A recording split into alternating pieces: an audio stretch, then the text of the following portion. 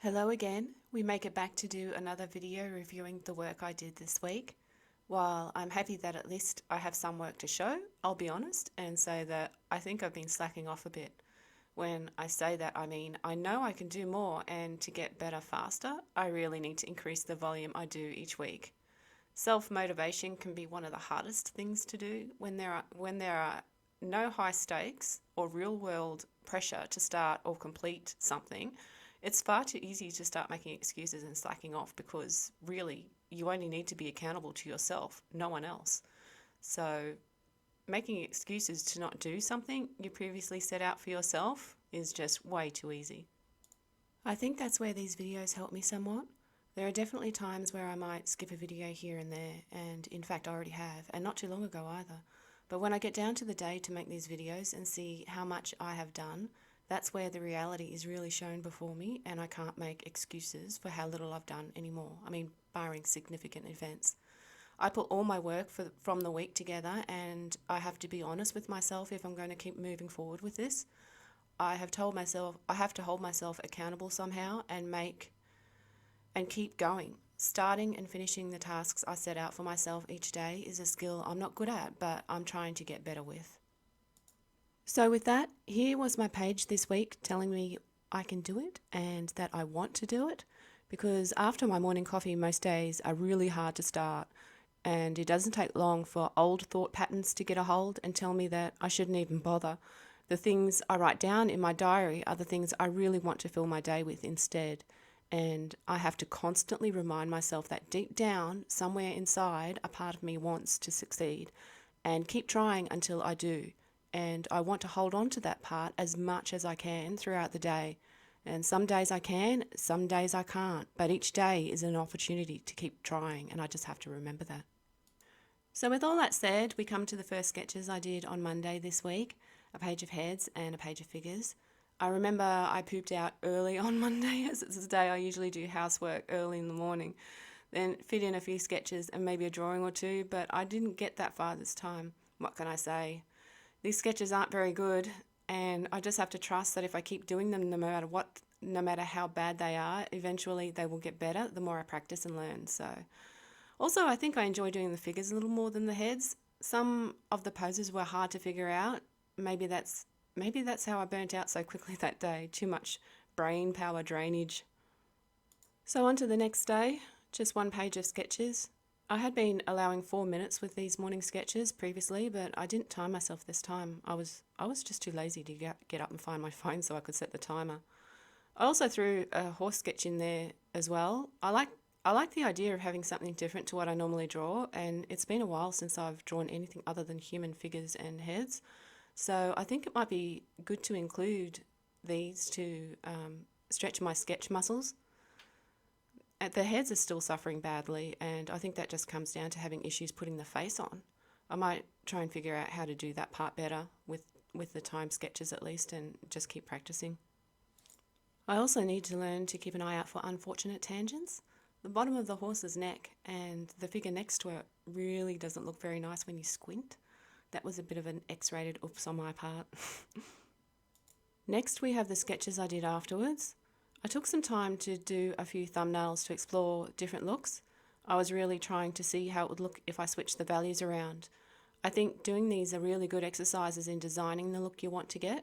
It does feel like it's a lot of work though, and most of the time I really can't be bothered. But I have to work on that because I think it's too valuable an exercise to not do it. Instead, I might work on a way to make it easier. The drawing came out okay. I had some issues with the headpiece, with the smudginess of the charcoal and trying to get crisper edges. It just didn't work out that way, and that's because I don't have much experience in creating different textures yet. And I realise now that it's important to explore different techniques and textures to add to my set of skills, so I can more easily add these elements into the design of the sketch and make things a little more interesting, I think. I was also trying to be a little more creative than just drawing straight from a reference photo. Instead, what I did was have two references to work with that each had something I wanted to include. The figure from one and the lighting from another. It's important to me that I don't become too reliant on copying a reference exactly. I want to be able to build up my visual library and visual memory so I can start creating designs instead of just trying to copy a reference. Copying references is important in learning how to draw accurately and building a visual library, but I can see how it's really easy to fall into a habit of just drawing what you see in the reference and losing the ability to think outside the box. I feel it's time for me to branch out and start exercising the design and imagination muscle. And I'll tell you, if you sit down to a blank piece of paper without reference to draw from, well, for me at least, it can be really difficult and it makes me feel like I can't draw. It's crazy how scary that can feel. So I'm taking small steps to ease into it. The first way I thought was to combine different references into a design. So starting with 2 and slowly add more and eventually get to the point where I can add something that has no reference at all and design a new thing or element. But here is the problem to work over. Sometimes the design doesn't work. You put all that effort into it and working on that skill and it falls flat. Something is off, and then, well, in this case, I was working with it. I could see that I wasn't liking the results as I was going, and then, hello, darkness, my old friend. It's a disaster because I did it when I can't do it, and it looks like crap. And see, you can't draw for shit, at least unless you follow a reference. And what I had in my head didn't seem to correlate with the output on the paper. I did do a thumbnail, but for some stupid reason, I didn't follow the thumbnail. What I should have done is create another thumbnail with this design for the hair, and I would have seen how stupid it looks and stuck with the original design. And while I was doing this, I could feel my soul leaving my body as I was getting to the end of the sketch, or at least the end of what I was willing to put up with. And I was starting to question my ability to draw, and I got tired really fast. I was like, woe is me, I suck at designing and drawing. I'll just have to be a human photocopier from now on because I can't do anything outside of what I see. Well, actually, despite what I thought at the time, this is actually a good thing. It's a lesson in many ways. So first, trying something new is good.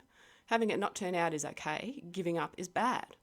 Trying and learning from it is really good. So what did I learn? Well, do more thumbnails, explore more designs, learn from any failures. This is actually a really good thing to know what doesn't work. And more importantly, getting over the failures and keep going. It's going to look bad until you learn to make it look good. It's part of the process, and I just need to trust the process. And, well, I don't deny my thoughts at the time, but I get back up, and that's another important part. So I recognised that I had a failure, and with the next pictures, I told myself it was okay to go back to something more comfortable for the meantime, and in other words, drawing from the reference. Once I'm in my comfortable spot, I can get ready to explore again. So this drawing was from reference. I didn't worry about trying to add design in it. I just wanted to happily draw something after the previous one. And although if I was going to self-crit this drawing, I would say that some of the construction issues I have are showing through. But I'm not too worried because it's something I'm working on, I'm aware of, and the more times that I can spot the problems in the drawing, the more opportunities I get to work on them. And, well, I kind of like the eyes and the hair in this piece anyway, so there were no thumbnail sketches needed for this. I was licking my wounds from the previous sketch attempt, so no design input from me other than removing the background from the reference and focusing on the person. So I think before I finish this video, I'm going to go and do another sketch, and I'll tack that on to the end of this and we'll see what I come up with because I don't know yet.